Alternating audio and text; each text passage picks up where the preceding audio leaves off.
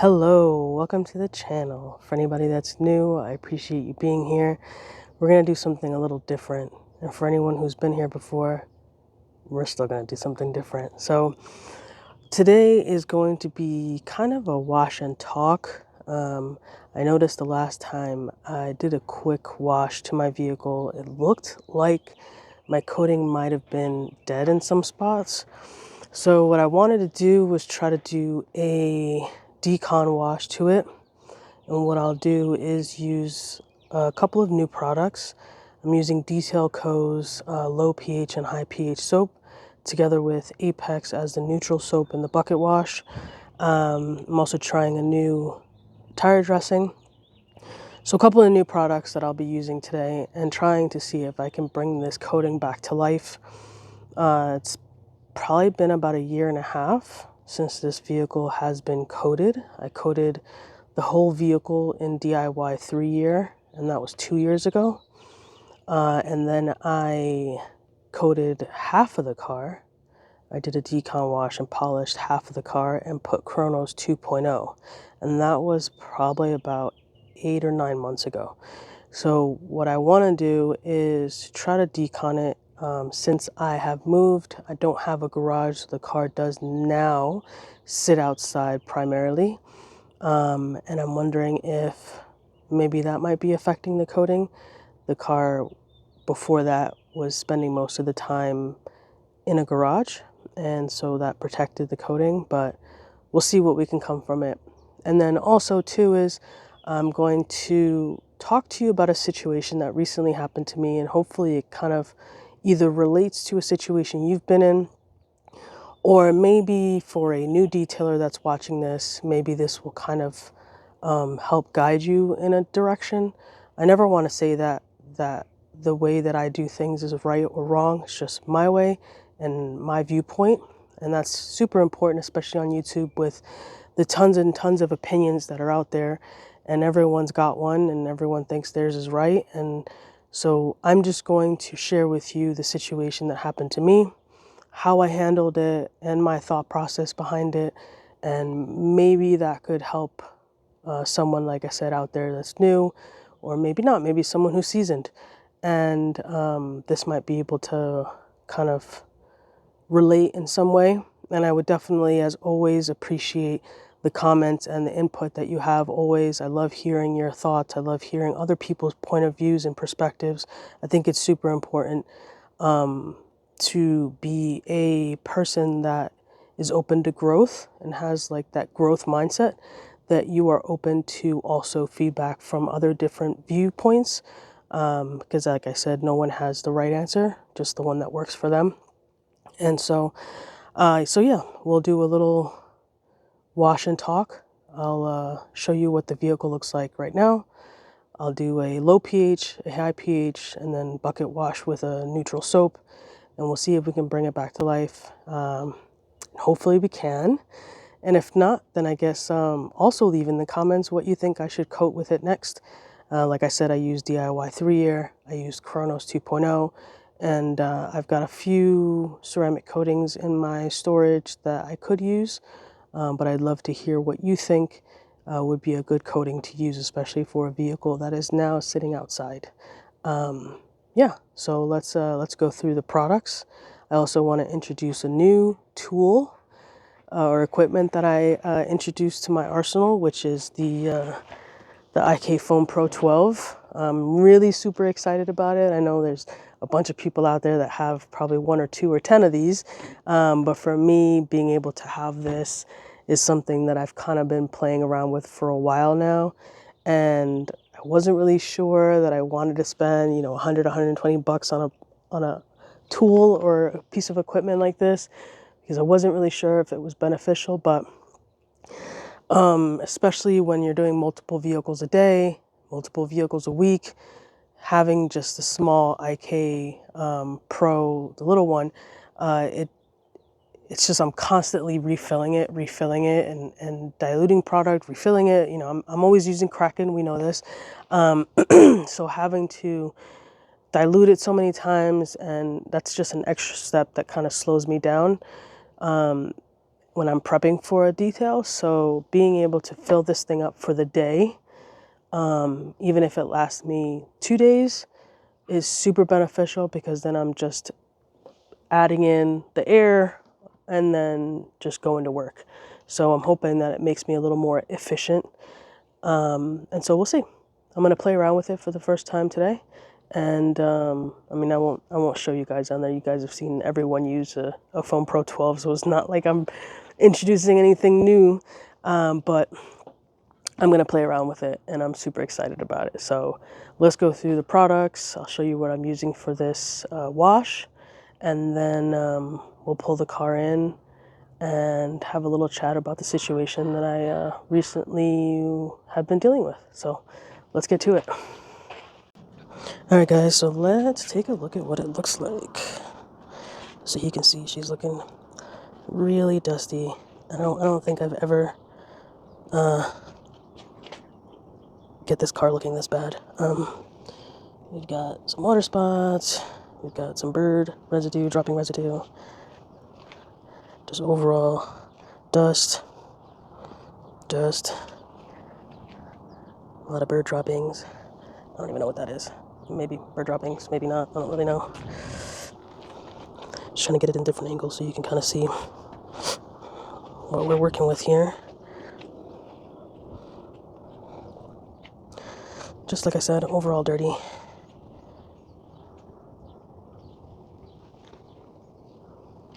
So what I'm going to do is do a quick rinse in a spot, well, probably in a couple spots, so we can see what the hydrophobics looks like.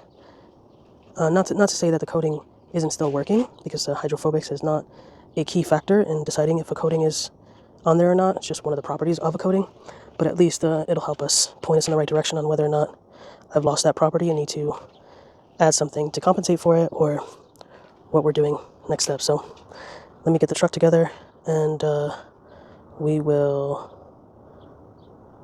test the hydrophobics and then get to washing.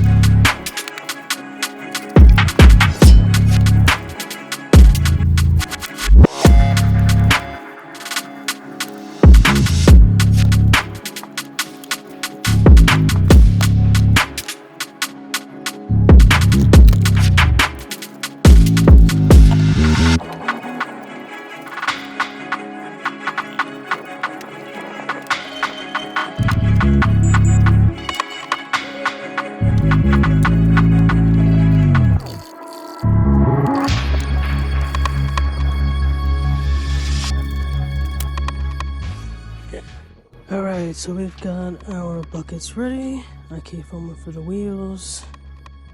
That's the wheel bucket, wash bucket. So let's see what the hydrophobics looks like.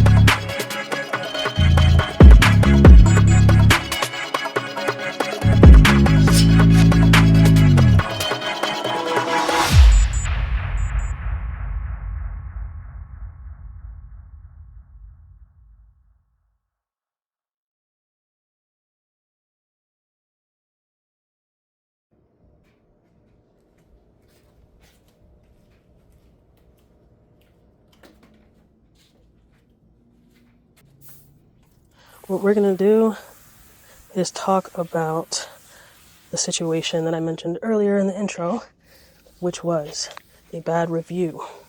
And it is my first bad review. And the reason why I want to talk about it is because one of the things that I've tried to do in anything is try to take a situation that normally you would see as something bad and try to turn it into a learning experience. So I had someone give me a call and they asked for some information on a basic wash and wax. And so I gave him the details and he was interested. And this customer is from the Marine base. So I told him if he'd like, he could drop off his vehicle at my home and I could do it while he does some other stuff, which is normal practice for me with anyone that lives on base. So I scheduled him. It's probably a month out was when we finally got the schedule to match up for us. And came down time for it. He dropped off the vehicle. I explained the process to him, what I was going to do with the vehicle. Basically, I was going to wash it, decontaminate it, and then apply a wax. And I was also going to, for the inconvenience of having to drop the car off and not be able to do it on base, I told him I would throw in an interior clean when I did it. So, and whenever I have to feel like I'm inconveniencing a client in any way, I try to make up for it by doing something like that, like throwing in an extra something just to kind of sweeten the deal, but also to make the customer feel like I appreciate their business and I appreciate the time they're taking out of their schedule to drop off the vehicle at my home. So I told him I would throw in an interior. He said his interior wasn't too bad, so I told him not a problem. That would be how I would compensate for the time it took him to come to my home to do the detail. And that was that. So I explained him the process. I told him how long it would take, and I told him that I would keep him updated through text messages on where I'm at with time and the process and all that to figure out an ETA for coming back to pick up the vehicle. So I'll show you some clips here of what I did to the car. Like I said, I gave it a good wash. I gave it a decon, which is basically just like a clay towel. I wasn't doing nothing too in-depth. The car didn't really have much protection, so it wasn't like I was getting rid of anything too bad. I was just trying to kind of get the car looking much better than it did before. And the decon step kind of helps with that. Plus, I think it helps with the wax adhering to the paint if I give it a good decon. I mean, you tell me what you think with that, but that's kind of my whole process when it comes to that. So I first did the interior. I cleaned out the interior, blew it out, vacuumed it. I even gave him some cute little design on his suede seats because he's a young kid and I know they like that stuff. So I did that. And again, vacuumed it, blew it out, wiped down the interior, cleaned the glass, all that good stuff. Cleaned his floor mats. There were some stains on there, so I addressed that as well. Kind of threw that in there. It's not normally what I would do for like a express interior. So I did that.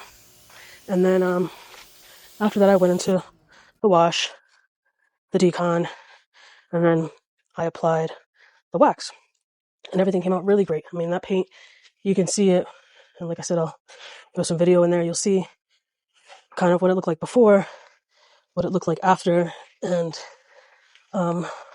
it was definitely a big transformation. And it looked really great. And it had a nice wax on it. So the wax that I use is the Just Car Power Lock, which is a solid wax. That's what I use for like RVs as well. Although I think I use the Ultra Lock, something like that. I don't know. But either way, it's a solid wax. And so I did that.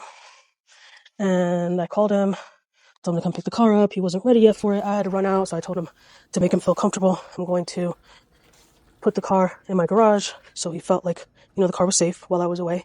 And once he was ready to come pick it up, just give me a call and I'll run back home. So that's what happened. I went out, ran a few errands. He called me and told me he was ready for the car. I met him here. And usually what I do when the customer is picking up the vehicle, either at my home or even when I'm doing it, like mobile, I let the customer know, hey, the vehicle's done. Please take a look, walk around, check out the interior, check out the work that I did. And if there's anything that you're unhappy with, please let me know so that way I can, readdress it now that we're both here with the vehicle. So he came and he looked at the car, and he came with his buddy, and he said, well, you know, the car looks amazing. I can't believe it looks this good. You know, he was raving with a review in person about how the vehicle looked. So he went on his way, you know, drove off, and then I went on with my day. How did you survive all these washes? Best place to show the, I guess, recap of where we stand right now with these two coatings is the hood. So I'm going to show you, remember this is Chronos, this is DIY 3-year.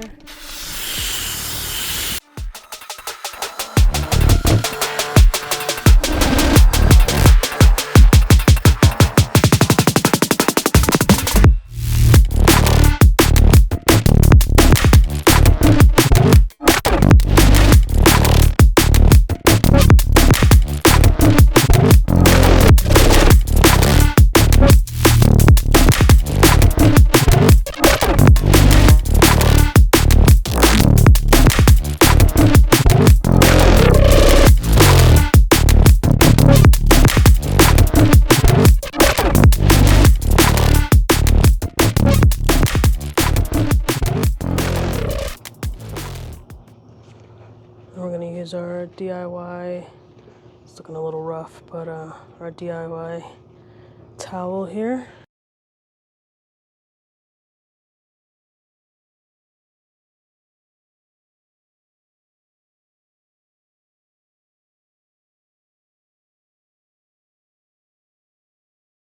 A couple of hours later, I went into my system, a little app that I use to invoice and schedule clients and jobs, and I closed out the job. And when I close out the jobs, it automatically sends out a link to my Google profile. And basically the message states, and it's an automated message because everyone gets the same thing: thank you so much for choosing So Clean Detailing to detail your car. I appreciate the trust that you had in my services and in my work, and it would really be appreciated if you could leave a Google review, because as a small business, we thrive on the reviews of people like you in the community, and it helps out customers in the future to decide on who to choose for their detailing needs. And so he got that message, and about an hour later, I got a notification that he left a review, and I was super excited because I knew that he was really excited when I met him. And so I thought, man, this is going to be a great review. And it was not.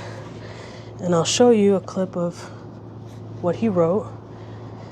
And I was kind of dumbfounded because it did not match the feedback that I got in person. And I thought, how could this be? And so I kind of sat with it a little bit, and of course I think my ego, which is normal I think for anyone, my ego was like, how dare he talk about that about my work? My work is impeccable. And I've really prided myself in the Google reviews that I've had to date. Yeah, I was kind of dumbfounded by that. And how dare he? Like, what did I do wrong? It was mind-boggling. And so I sat with it for a little bit, and I thought, well, as a business owner, I can't, in a customer-facing manner, I can't, get defensive, because at the end of the day, we're in the service industry, and so our goal at the end of the day is to service our customer. And so obviously he felt like he wasn't serviced in the manner that he expected to be serviced. And So again, I thought about it some time and I responded back to him, and I'm going to show you a clip of my response. I didn't want to get defensive, and I guess I just kind of wish that he had reached out to me in person,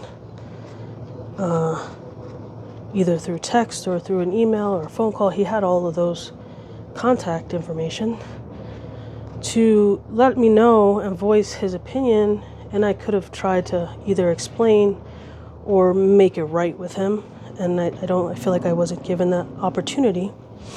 So I responded in the way that I responded, and it's kind of bugged me since, because I got really I don't want to say hurt, but I guess, yeah, hurt is the word, because I put a lot of work into his vehicle. I spent about 5 hours with his car, and I threw in some extra services, and I really tried to go above and beyond for his vehicle, and really go above and beyond, and not for a good review, because I don't, because the majority of clients that I service, it's like a shot in the dark if they even leave a review or not. So I don't really work for reviews. It's nice if someone leaves one, but I do it because I want that to be my reputation, you know. And so it kind of hurt me in a little bit, because, like I said, I worked really hard on his vehicle, and I thought I provided him with like stellar service, and the results showed that. But he didn't feel that way. So I wanted to talk about it a little bit here, and just, if anybody is going through that, I think where I stand right now is you're not numb to or immune to a bad review. And that's what I keep telling myself, like, you can't please everybody, and everyone's not going to think you're awesome. And one job that you do for someone and they don't appreciate it or they don't like it isn't going to make or break you. I think at the end of the day, it's how you respond physically or like verbally, how you respond, and then also how you respond with your process in the future. And so I think the one learning thing that I got from this was that I need to reevaluate how I communicate the process with my clients. I have to be a little more vocal and a little more specific on what's in the service and in the package that they choose. And in situations like this, if I had maybe walked with the vehicle with the customer when he dropped it off and said, hey, you know, you have a ton of water spots. I'm just letting you know that there's no guarantee that I'll be able to remove it with this. And if that's something that you're looking for, then, you know, here's X, Y, and Z service that I can do to try to remove those water spots. And not everyone is a detailer. Not everyone watches a million YouTube videos, detailing YouTube videos like I do on a daily basis. So they're not very informed. And obviously I am the professional they're looking at to not only execute the service and give them the results they're looking for, but also to educate. And so I guess I would say that that's my lesson from all this, is that a little better communication, a little better education, and being a little more aware of the fact that clients don't really know as much as I do, and that's why they're coming to us as detailers, because we have the experience, we have the education, we have the knowledge, and we should be sharing that with our clients any chance that we can get, so that they're aware of that. So yeah, we're all done with this, and let's try that tire shine, and then we'll be all set. Cleantle tire dressing. It's a soapy scent, and this one Eddie sent it out to me to try out, so I'm going to see how it does. And I am, as most of you know, a fan of Guardian. I use that every day for clients' vehicles. But with anything new, I always like to test it on my vehicle, just so that if something doesn't look right, I'm not trying it on a customer's vehicle for the first time. Even though you can't really mess up a tire dressing. Oh, that does smell pretty good. This is the, I'll show you the consistency of it. I don't know if you can see it in there. Maybe you can see it here. But that's it there. And yeah, so you can ruin tire dressing, really. I mean, the only complaint you can get from tire dressing is it's either too shiny or not shiny enough. So I'm going to be using this tire applicator. And I got this from Adrian. He loves to add little gifts in his boxes when I order from him, and this was one of them. So thank you, Adrian, for sending this out to me. I've been using this when I use Guardian Straight on, like, low-profile tires. So I'll be using it for this. Let's try not to put too much on there, hopefully. I'm guilty of that.